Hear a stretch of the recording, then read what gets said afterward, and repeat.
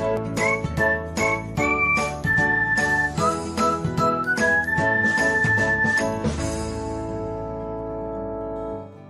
everyone, welcome back to another episode of Technologyglance.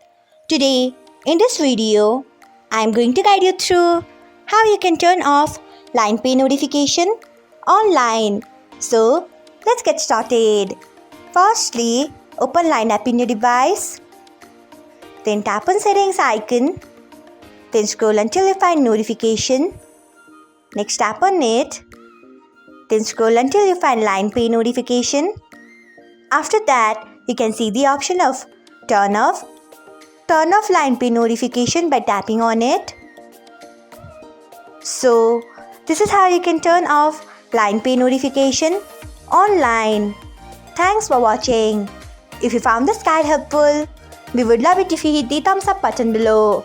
We upload great new tech tutorials like this one every day. So, do not forget to subscribe to our channel and hit the bell icon so that you'll never miss another update.